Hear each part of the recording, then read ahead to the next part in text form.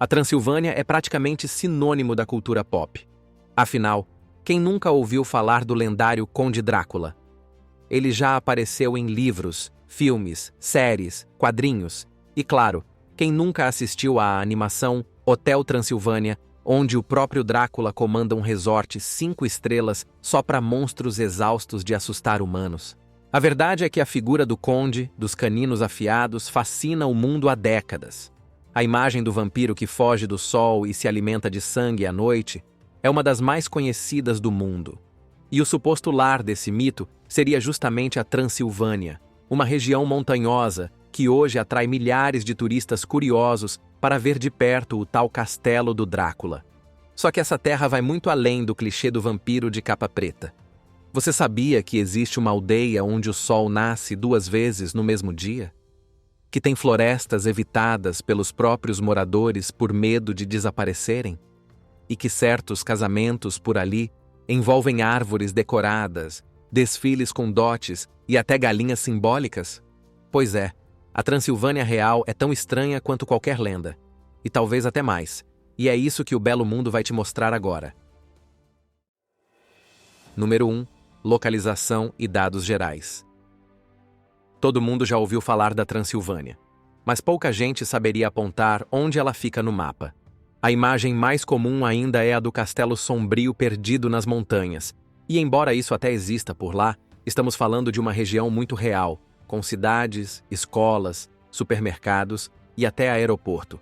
Ela fica na Romênia, um país do leste europeu que faz fronteira com a Hungria, Ucrânia, Bulgária, Sérvia e Moldávia. Essa porção central do território romeno é cercada pelos Montes Cárpatos, a cadeia de montanhas mais extensa da Europa Central e Oriental, com picos acima de 2.500 metros e florestas que ainda conservam trechos praticamente intocados. Com cerca de 100.000 quilômetros quadrados, essa área representa quase metade da Romênia. É dividida em condados, que funcionam como estados ou províncias em outros países.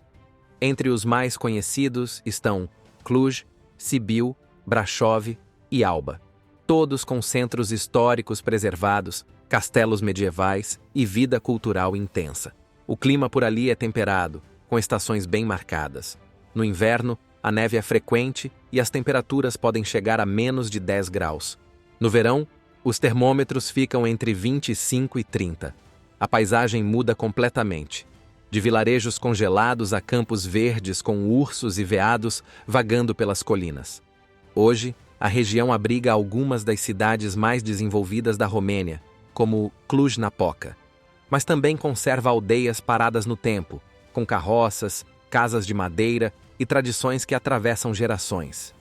E por trás de todo esse contraste entre campo e cidade, história e folclore, está uma trajetória marcada por conquistas, impérios e disputas. É o que a gente vai ver agora. Número 2. História. Muito antes de se tornar sinônimo de vampiros e folclore sombrio, essa região já carregava séculos de história. Tudo começou na antiguidade, quando a área fazia parte da Dácia, um território montanhoso habitado por povos antigos que foram conquistados pelo Império Romano no século II d.C. Durante o domínio romano, surgiram fortificações, aquedutos, estradas e minas de ferro. Mas com a retirada das tropas, o território virou rota de migração e alvo de invasões constantes. Godos, hunos, ávaros, gépidas e, mais tarde, os magiares, antepassados dos húngaros, deixaram suas marcas por ali. Na Idade Média, a região foi integrada ao Reino da Hungria e funcionou como uma província semi-autônoma governada por nobres locais. Foi nessa época que chegaram os saxões, colonos alemães trazidos para fortalecer o comércio e proteger as fronteiras. Eles fundaram vilas fortificadas, ergueram igrejas defensivas e moldaram o estilo arquitetônico que ainda pode ser visto hoje. No século XVI, a área virou território de disputa entre 3 impérios: o Otomano, o Sacro Império Romano-Germânico e o próprio Reino da Hungria. Essa tensão influenciou a política, a religião e até a culinária local. Mais tarde, a região foi incorporada ao Império Austro-Húngaro, até ser anexada à Romênia em 1920, após o Tratado de Trianon. No século XX, ainda enfrentou a repressão da ditadura comunista de Ceausescu, que destruiu igrejas e sufocou tradições. Mesmo assim, o espírito da região sobreviveu, e com ele, as histórias que ninguém esquece. Número 3. Drácula e os mitos. Se tem uma coisa que colocou essa região no mapa do turismo mundial, foi o Drácula. Um conde vive em um castelo sombrio, encravado nos penhascos da Transilvânia, foge da luz do sol, dorme em caixões e se alimenta de sangue. Uma combinação perfeita de mistério, horror e fantasia.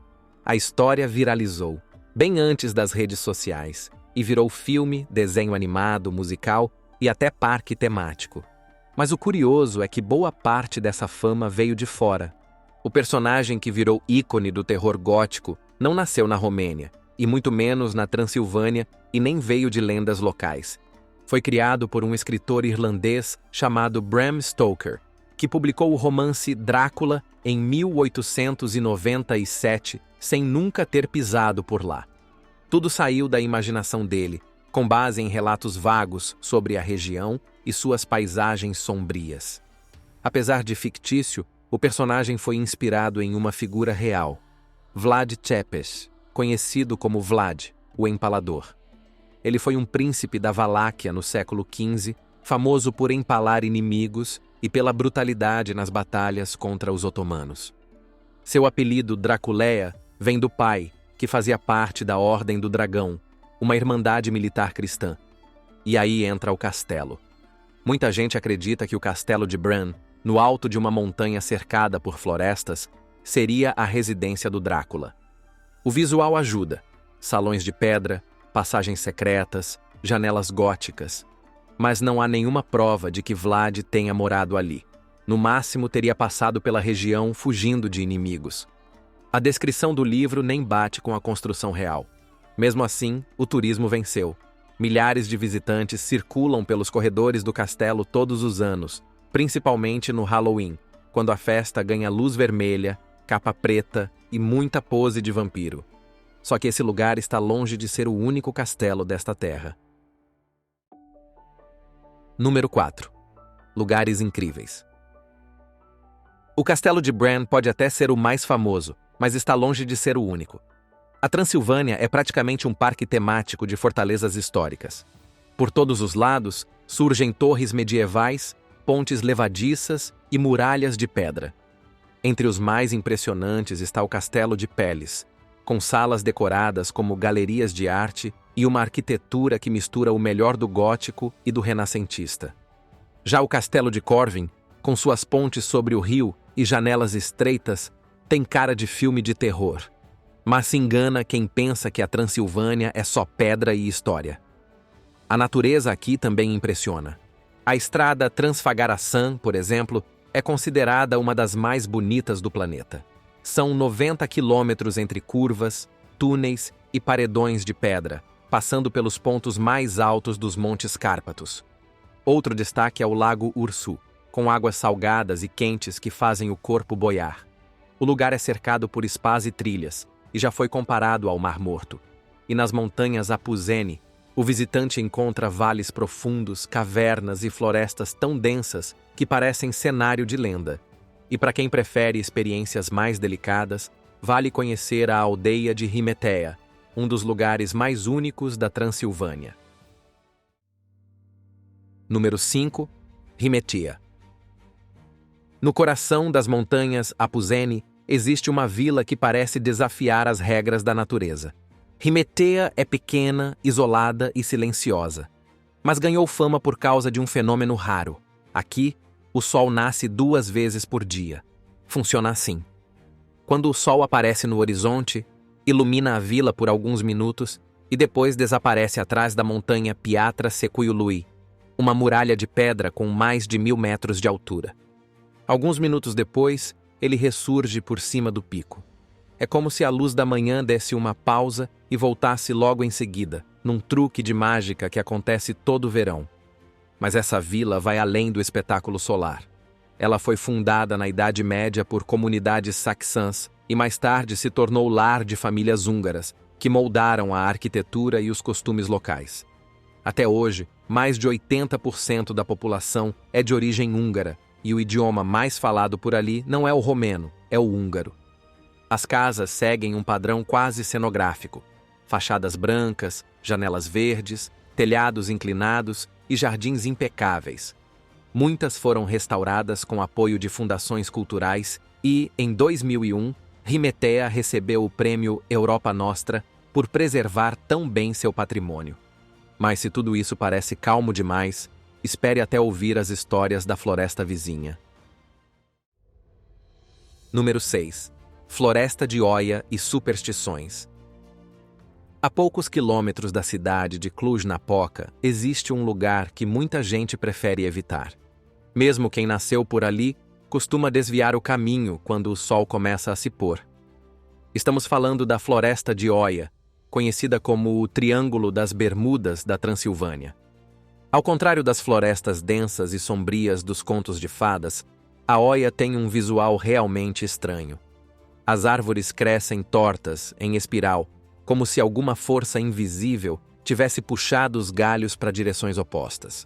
Muitas dessas deformações não têm explicação científica clara, e é justamente esse cenário distorcido que alimenta lendas há séculos. Tem relatos de desaparecimentos, luzes sem fonte, animais que param de vocalizar de repente e pessoas que perdem a noção do tempo. Alguns afirmam que viram vultos, outros dizem que ouviram sussurros ou gritos vindo do meio da mata. Há casos em que alguém sai da trilha por poucos minutos e volta só horas depois, sem saber o que aconteceu. E essas histórias não são novas. Registros do século XIX já apontavam a floresta como um local carregado, cercado por energias estranhas. Para os moradores, o nome Oia já impõe respeito. Muitos acreditam que os espíritos dos que morreram sem paz continuam vagando por lá. Por isso, não é raro encontrar oferendas discretas deixadas nas trilhas mais isoladas. O lugar atrai caçadores de fantasmas, documentaristas e turistas em busca de experiências paranormais. Mas para quem vive ali, o assunto é sério. Ninguém brinca com a floresta. Ela é vista como um espaço de silêncio, de sombra e de cuidado. Número 7. População e costumes. Agora que você já entendeu onde fica a Transilvânia, conheceu um pouco da história, visitou castelos de pedra e até uma aldeia onde o sol nasce 2 vezes, chegou a hora da parte mais viva da região: as pessoas e seus costumes. A Transilvânia tem cerca de 7 milhões de habitantes, o que representa quase 1/3 de toda a população da Romênia. Mas o que mais chama a atenção não é o número, é a diversidade. Além dos romenos, a região abriga uma das maiores comunidades húngaras fora da Hungria. Também vivem por ali ciganos, alemães saxões, ucranianos e judeus, cada um com sua língua, sua comida e seus próprios costumes. Esse caldeirão cultural aparece em tudo. As placas das ruas são escritas em 2 idiomas. A arquitetura muda de uma vila para outra. As religiões convivem lado a lado. Há igrejas ortodoxas, católicas, protestantes e unitaristas até nas cidades menores. E não é raro encontrar famílias que ainda seguem rituais antigos, transmitidos de geração em geração. Nas zonas rurais, é comum ver carroças, mercados de troca e mulheres fiando lã na varanda. Já nas cidades grandes, a vida gira em torno das universidades, da tecnologia e da cultura pop. Mas em todos os cantos, uma coisa não muda: o senso de comunidade. E é justamente isso que dá origem às tradições mais fortes da região. Algumas belas, outras bem inusitadas. Número 8. Tradições e festas populares. Na Transilvânia, tradição não é coisa de museu. Ela dança pelas ruas, se borda nas roupas, se espalha nas lendas e se renova a cada estação do ano. Aqui, cada fase do calendário traz um ritual diferente, uma superstição coletiva ou uma festa que movimenta a aldeia inteira. As celebrações de inverno são as mais simbólicas. Tudo começa em 6 de dezembro, no dia de São Nicolau, quando as crianças deixam botas nas janelas esperando doces ou varas, dependendo do comportamento. A partir daí, os vilarejos entram em ritmo de preparação para o Natal. As mulheres se reúnem à noite para fiar, costurar roupas festivas e compartilhar histórias da juventude. Os homens cuidam das provisões, da lenha e da carne para os banquetes. No Natal, grupos de crianças vão de casa em casa cantando e ganhando nozes, frutas, pães ou moedas. Os rapazes mais velhos levam fantasias elaboradas. Tem a dança da cabra, com máscaras e movimentos simbólicos, e o Viflã, um teatro itinerante que encena o nascimento de Jesus. Já no Ano Novo, a tradição manda fazer o Pequeno Arado, um cortejo que atravessa a aldeia desejando fartura para o próximo ano. Na Páscoa, além das missas e refeições em família, tem um costume curioso. Os rapazes decoram pinheiros e colocam no quintal das moças solteiras. No segundo dia da festa, voltam para borrifar água e perfume nas meninas, num ritual que mistura fertilidade, beleza e flerte ancestral. Se for muito calor, o perfume vira balde d'água mesmo.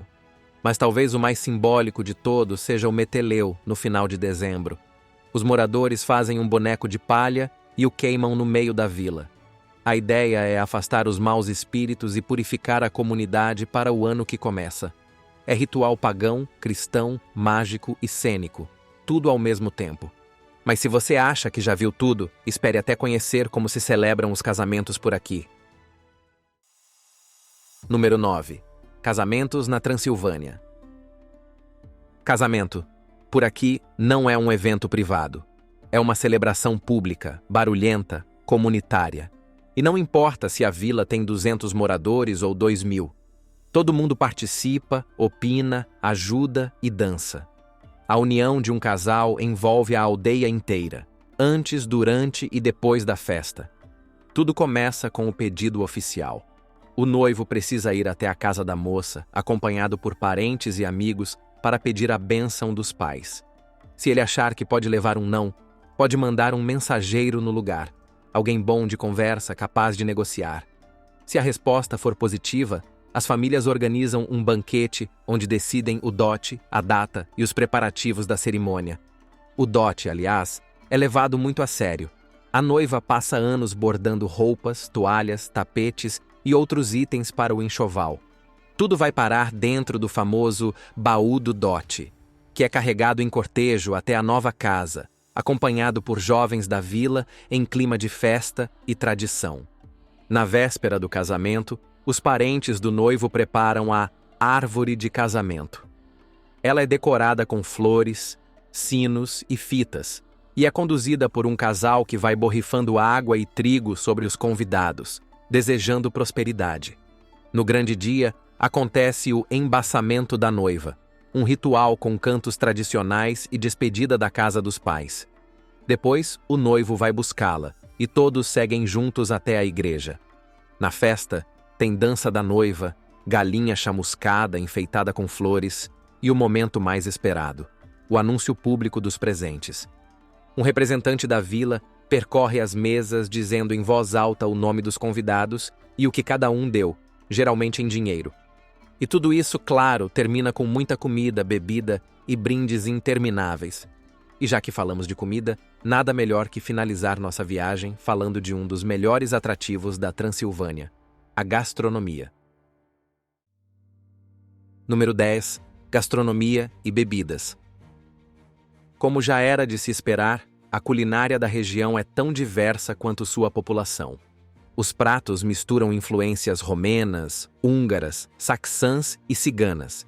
E quase tudo gira em torno de carne, pão e fermentação. Nas áreas rurais, o cardápio é direto e reconfortante. Porco, batata, pão de centeio e repolho fermentado.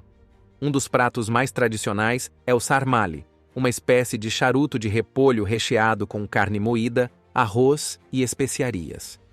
Já entre os húngaros da região, o grande destaque é o gulyás, o famoso ensopado de carne com batata e páprica, servido em porções generosas, sempre debaixo de algum carvalho, em um caldeirão suspenso no fogo. Mas o verdadeiro astro das feiras e celebrações é o kürtoskalax, ou bolo de chaminé. A massa é enrolada em um espeto de madeira, assada sobre brasas vivas e coberta com açúcar, canela ou nozes. Crocante por fora, macia por dentro, é presença obrigatória em casamentos, mercados e feriados religiosos. E se a comida é farta, as bebidas são ainda mais fortes. Literalmente. A mais tradicional é a palinka, uma aguardente artesanal feita de frutas como ameixa, pêssego e maçã, com mais de 40% de álcool. Em muitos vilarejos, ela é servida antes mesmo do café da manhã. Um gesto de hospitalidade que, segundo a tradição, não deve ser recusado. A verdade é que, na Transilvânia, tudo vem com história. Do que se come ao que se brinda. E mesmo com todo esse passado, ela continua surpreendendo quem passa por ali. Mas e você? Gostou de conhecer essas curiosidades? Conta aqui nos comentários e, claro, já deixa o like se curtiu a jornada.